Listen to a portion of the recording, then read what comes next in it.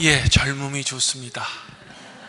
우리 하나님께 아름다운 연주 그리고 찬양을 올려드린 우리 앙상블과 청년부에게 다시 한번 큰 격려의 박수 부탁드립니다.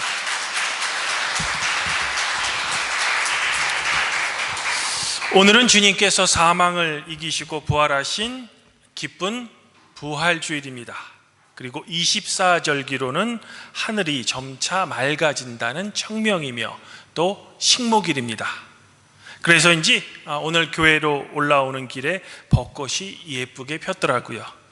이제 서로 성도들끼리 주님께서 부활하셨습니다 라고 기쁘게 한번 부활 인사하시기 바랍니다.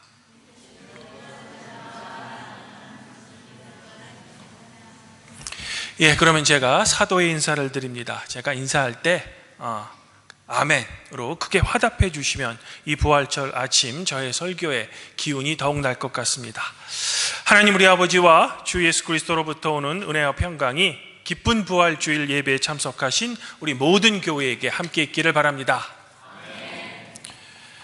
사실 오늘은 한국교회 역사에서 매우 뜻깊은 날입니다. 지금으로부터 141년 전 미국의 두 젊은 선교사였던 장로교 목사 언더우드와 감리교 목사 아펜젤러가 4월 5일 부활절 아침 인천 제물포항에 도착합니다. 물론 1832년 칼 규첼라프가 개신교 선교사로서는 첫 번째 이 조선 땅에 도착했지만 본격적인 선교까지 이어지지는 못했습니다. 하지만 1885년 4월 5일 이 조선 땅에 도착한 언더우드와 아펜젤러에 의해 이 땅에도 본격적인 개신교 선교가 시작됩니다. 이런 이유로 오늘 여러 교회에서 부활절 연합 행사가 있습니다. 그런데 이 젊은 선교사가 미국으로부터 먼 또한 잘 알려지지도 않는 이 조선 땅에 선교를 온 동기는 무엇일까? 사랑하는 성도 여러분, 오늘 주님께서는 부활하셨습니다. 그런데 이 부활주일에 저는 좀 엉뚱한 상상을 한번 해봅니다. 그것은 부활하신 주님께서 가장 먼저 하고 싶었던 일은 과연 무엇이었을까? 일종의 우리 삶의 버킷리스트처럼 말입니다. 만일 저라면요, 예수님을 고발한 당시 유대 종교 지도자를 찾아갔을 것 같습니다. 그래서 부활한 당신의 몸을 보여주면서 그들에게 겁을 주었을 것 같습니다. 두 번째로는 본디오 빌라도를 찾아가서 나의 불의한 판결에 대해 따졌을 것 같습니다. 또한 예수님을 채찍질한 로마 병사들도 찾아가 아주 혼쭐을 내었을 겁니다.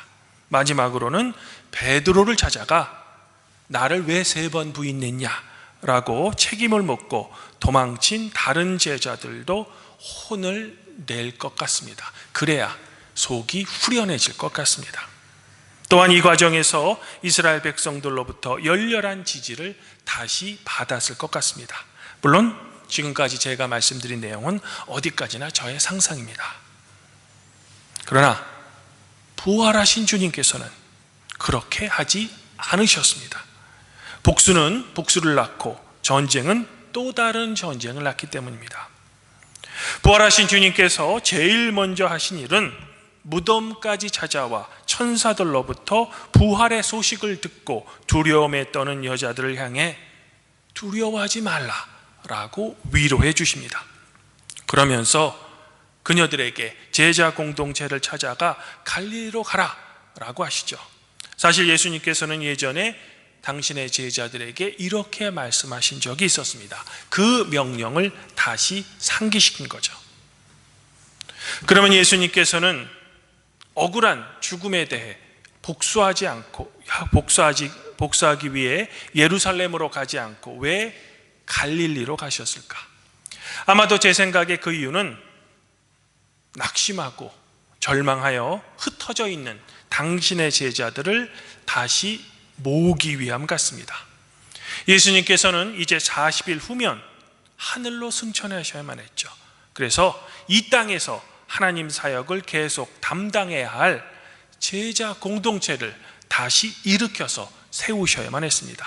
그래서 예루살렘이 아닌 갈릴리로 가신 겁니다.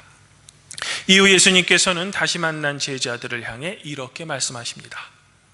하늘과 땅의 모든 권세를 내게 주셨으니 그러므로 너희는 가서 모든 민족을 제자로 삼아 아버지와 아들과 성령의 이름으로 세례를 베풀고 내가 너희에게 분부한 모든 것을 가르쳐 지키게 하라.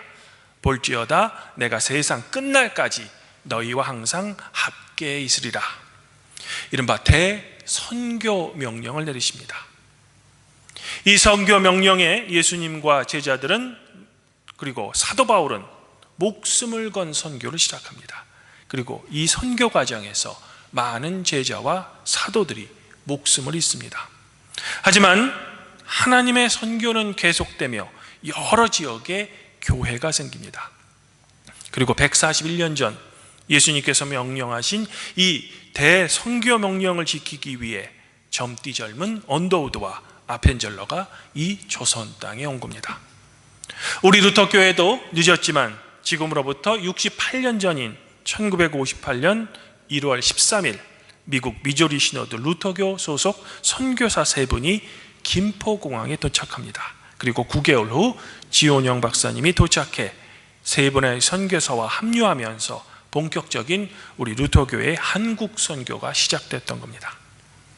만일 저의 상상대로 예수님께서 개인적인 복수를 위해 예루살렘으로 향하셨다면 이 땅 위의 교회는 영원히 세워지지 않았을 겁니다. 여기서 오늘 말씀이 우리에게 주는 예수님의 가르침이 있는 겁니다. 우리는 죽음에서 승리하신 예수 그리스도의 부활을 믿는 그 믿음으로 말미암아 우리 또한 예수님의 부활에 동차할 수 있음을 감사하게도 허락받았죠. 그러면 부활의 소망을 품은 우리는 이제 주님을 위해 과연 어떠한 삶을 살아가야 하는 걸까? 죽음의 승리에서 이미 보장받은 우리는 부활하신 예수님께서 예루살렘이 아닌 당신의 사역지인 갈릴리로 다시 돌아가신 것처럼, 그리고 그곳에서 제자들을 다시 모아 하나님 나라를 선포하게 하셨던 것처럼 우리는 언제나 우리의 삶의 자리로 돌아가야만 합니다. 그리고 각자 그 삶의 자리에서 하나님 나라를 선포해야죠. 또한 사도 바울이 오늘 골로새 교회에 보낸 편지에서 우리에게 권면한 것처럼 우리는 저 위의 것을 생각하고 땅의 것을 생각하지 말아야 합니다. 이것이 예수 그리스도의 부활을 믿는 믿음으로 구원을 이미 약속받은 우리 그리스도인이 이 땅에서 해야 할 우리의 선교 사명이라는 겁니다. 특별히 우리 팔복교회는 루터교 한국 선교 40주년을 기념해서 세운 기념교회입니다. 교회의 창립 목적 그 자체가 선교입니다. 그러므로 우리는 하나님의 선교에 더욱 매진해야 하는 겁니다.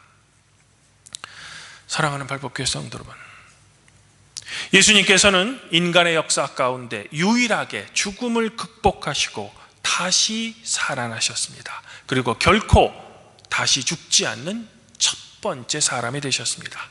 그리고 이것을 믿는 우리에게 동일한 부활의 소망을 우리 성도의 마음속에 심어주셨습니다.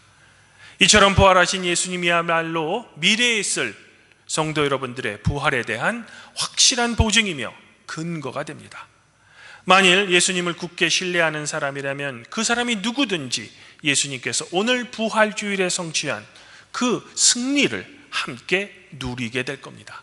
이러한 부활의 소망에 대해 사도 바울은 고린도전서 15장에서 이렇게 선언합니다. 사망아, 너의 승리가 어디 있느냐? 사망아, 내가 쏘는 것이 어디 있느냐? 사망이 쏘는 것은 죄이요 죄의 권능은 율법이라. 우리 주 예수 그리스도로 말미암아 우리에게 승리를 주시는 그 하나님께 감사하노니, 그러므로 내 사랑하는 형제들아 견실하며 흔들리지 말고 항상 주의 일에 힘쓰는 자들이 되라. 이는 너희 수고가 주 안에서 헛되지 않은 줄 아니라. 삶의 두려움 또는 죽음의 두려움이 여러분을 집어삼키려고 할 때 하나님께서 여러분에게 주신 이 진리를 꼭 기억하시기 바랍니다. 죽음을 이기시고 부활하신 예수님이야말로 바로 성도 여러분들의 진정한 구원자이심을 말입니다. 예수님께서는 우리 개인의 역사 가운데 정말로 우리가 죽음에 직면했을지라도 결코 성도 여러분들을 홀로 죽음 가운데 내버려 두지 않으실 겁니다. 그분은 여러분의 육체의 죽음의 그 마지막 순간에서조차 여러분과 함께 해주시며 여러분의 위로와 격려가 되어 주실 것입니다. 주님 안에서 한 영지자매인 발복교회 성도 여러분, 예수님께서는 오늘 부활주일에 죽음을 이기시고 승리하신 것처럼 미래에는 이 세상을 심판하기 위해 다시 오실 것입니다. 그러면 그날, 즉 재림의 날에 우리를 죽음으로부터 다시 일으켜 세우셔서 영원한 하나님 나라에서 예수님과 함께 영생을 누릴 기쁨을 여러분에게 반드시 주실 것입니다. 오늘 시편 16편에서 시인은 우리를 멸망시키지 않을 하나님을 이렇게 찬양합니다. 이는 주께서 내 영혼을 수월에 버리지 아니하시며 주의 거룩한 자를 멸망시키지 않으실 것입니다. 주께서 생명의 길을 내게 보이시리니 주의 앞에는 충만한 기쁨이 있고 주의 오른쪽에는 영원한 즐거움이 있습니다.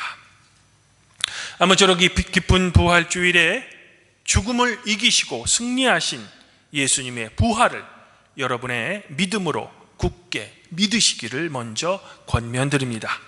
그리하여 부활하신 예수님께서 공생애 동안 갈릴리로 서둘러 다시 가신 것처럼 성도 여러분들의 가정 그리고 여러분의 삶의 자리에서도 부활의 기쁜 소식을 여러분의 가족과 이웃에게도 꼭 전하시기를 바랍니다.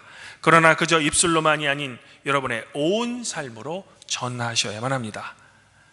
모든 민족을 제자로 삼아 아버지와 아들과 성령의 이름으로 세례를 베풀고 내가 너희에게 분부한 모든 것을 가르쳐 지키게 하라 라는 예수님의 이 대선교 명령을 여러분의 삶에서 몸소 실천하시는 우리 발복교회 성도 여러분들이 되시기를 성부와 성령과 함께 부활하신 후 하늘로 승천하셔서 우리를 다스리시는 성자 우리 주 예수 그리스도 이름으로 간절히 축원드립니다.